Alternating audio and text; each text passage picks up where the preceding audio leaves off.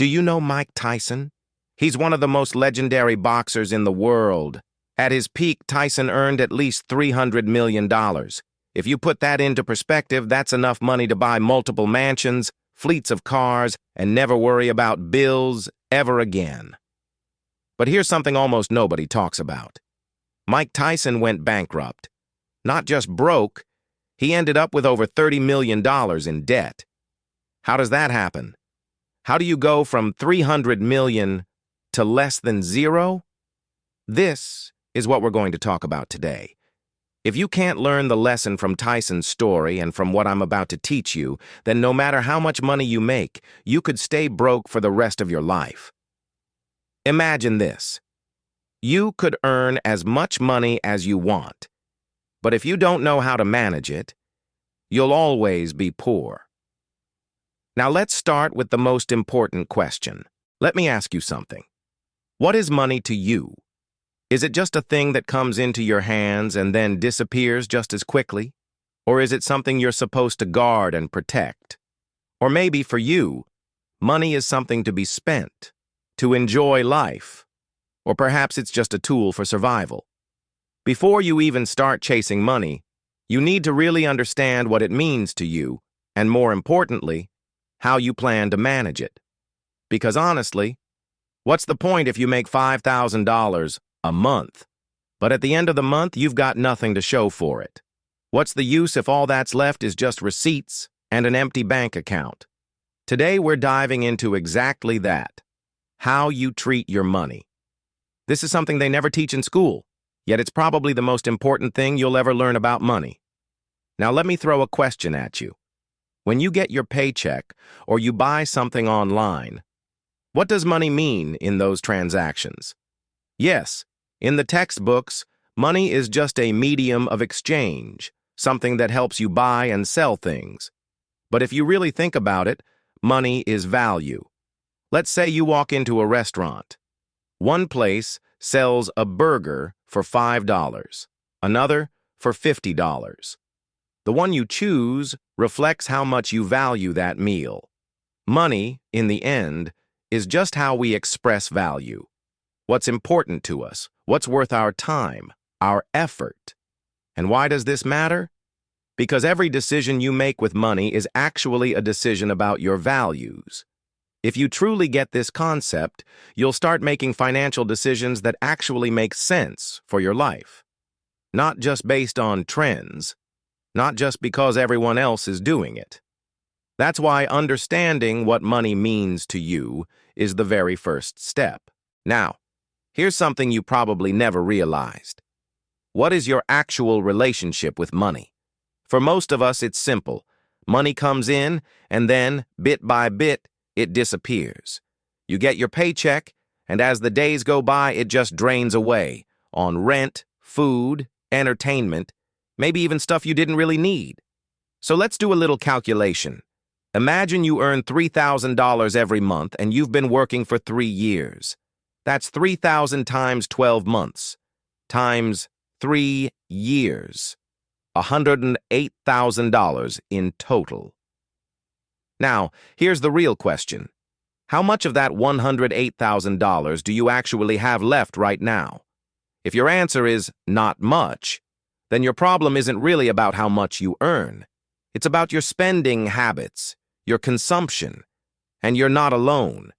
In America, studies show that nearly 80% of people live paycheck to paycheck. It's not about how much they make.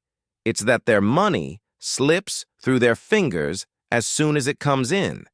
Just like Mike Tyson, no matter how much money you earn, if you don't know how to manage it, you can end up with nothing, or even worse, in debt.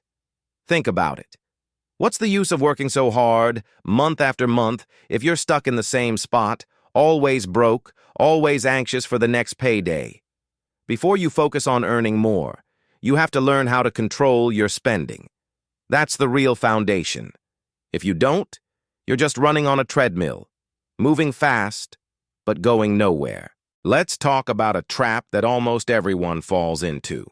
A never-ending cycle that keeps people stuck, no matter how much they earn. Here's how it goes. You work 5 days a week. You get paid once a month. When payday arrives, your bank account finally looks alive. But within a few days, the money is already vanishing. Bills, groceries, rent, online shopping, maybe a little treat for yourself. Some people even waste it on things like gambling or buying things just to impress others. And then what happens? It's only the third or fourth day after payday, and your money is almost gone. But the month has only just begun. So you start rationing what you have left, stretching every dollar, cutting corners, maybe even borrowing just to make it through. But it's never enough. You're stuck, just waiting for the next payday. It's like running in circles on a track with no finish line. And this isn't just a story for people with low income. Even people making good money can fall into this trap. It's a loop that repeats, month after month, year after year, sometimes even for a lifetime. But here's the thing. Life isn't just about how much you can earn or spend. It's about how you break free from this loop, how you start taking control instead of letting your money control you. Because if you just keep running in circles, eventually you'll run out of energy, or worse, something unexpected will hit you. Maybe you lose your job. Maybe your health fails. Maybe something happens that you never planned for. And if you're not prepared, the consequences can last for years.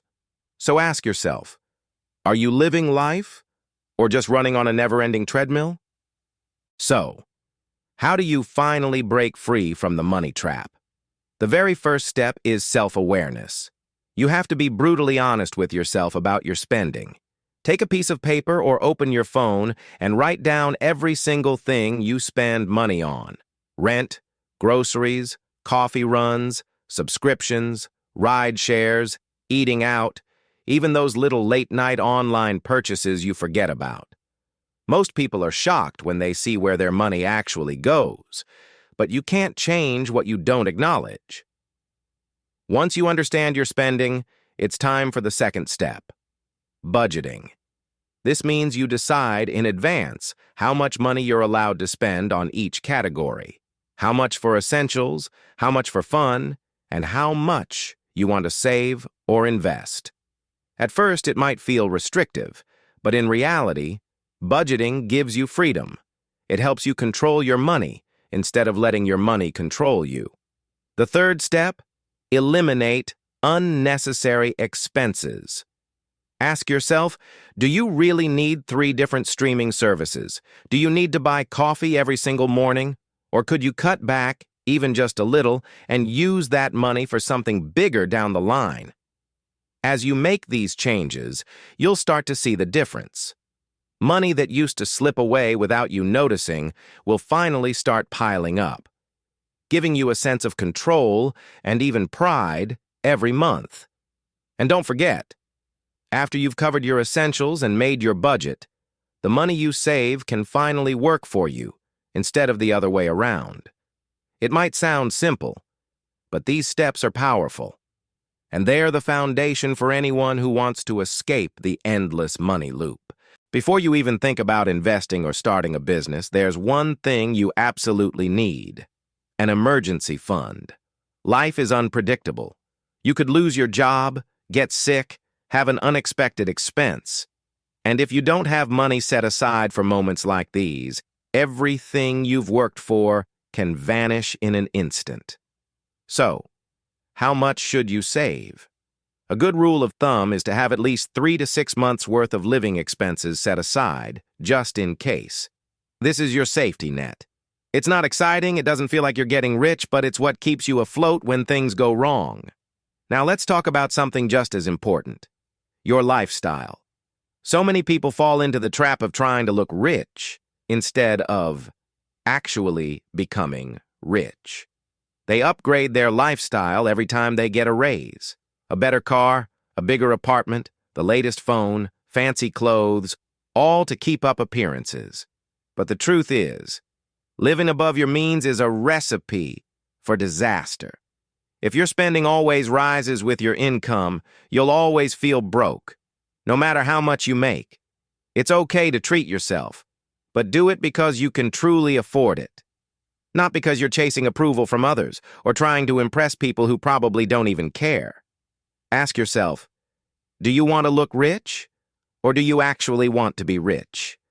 Remember, the smartest move you can make is to protect yourself first. Then, build up slowly from a solid foundation. Because true financial freedom comes from security and wise choices, not from showing off. Now, let's talk about the other side of the equation, increasing your income.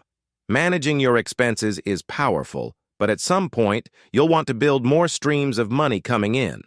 There are two main paths you can take: business and investing. First, business. This doesn't mean you have to launch a billion-dollar startup. Sometimes, it's as simple as finding a problem that people have, figuring out a solution, and offering that solution. It could be selling a product online, freelancing your skills, or even something like starting a side hustle on weekends. The key is to look around you. Ask yourself, what do people need? What's missing in your community or online? If you can fill that gap, people will pay for it. Second, investing. This isn't about get-rich-quick schemes or chasing the next big trend. It's about learning, little by little, where your money can grow over time. It could be stocks, real estate, index funds, or even starting with micro-investing apps. But here's the truth.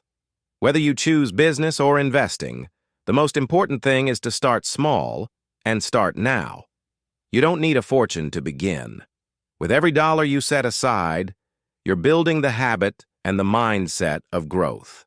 And remember, no matter how slow it seems, progress is progress. Most people overestimate what they can do in a year and underestimate what they can do in 10. So, as you manage your expenses, start thinking, how can I build new streams of income little by little from today? So, let's bring it all together. After everything we've talked about, there are really just 3 rules you need to follow if you want to break free from the money trap and build real wealth. First, know yourself and your spending habits.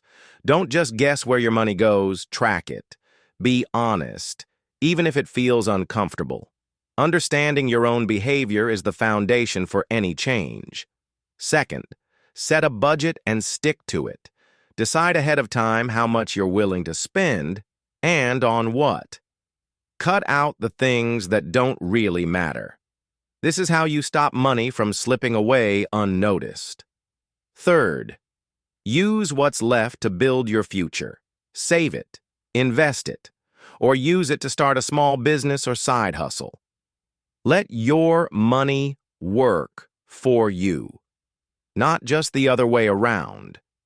If you can master these 3 steps, you'll be ahead of most people. Because the truth is, the majority will spend their lives stuck in the same loop, never realizing why they can't move forward. Remember, financial freedom isn't about how much you make. It's about how you manage, protect, and grow what you have. It might sound simple, but these rules are what separate those who get ahead from those who stay behind. So, that's our class for today.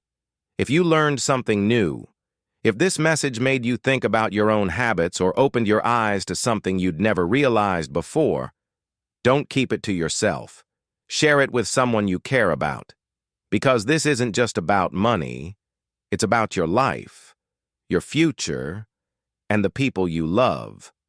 Remember, money is not just what you have in your pocket or in your bank account. It's about what you do with it. It's about the values you live by and the choices you make day after day. Don't fall for the illusion that happiness is just about spending or showing off. True wealth comes from stability, freedom, and being able to sleep peacefully at night, knowing you've made the right choices. And always remember, no matter where you are right now, it's never too late to take control of your finances and change your story. As a reminder from timeless wisdom, wealth and children are the adornment of this worldly life, but the enduring good deeds are better to your Lord for reward and better for one's hope. So, take action today. Start with what you have. Start where you are. And don't forget, like, share, and subscribe to WealthTactix for more lessons that could change your life. Thank you for joining today's class. See you in the next one.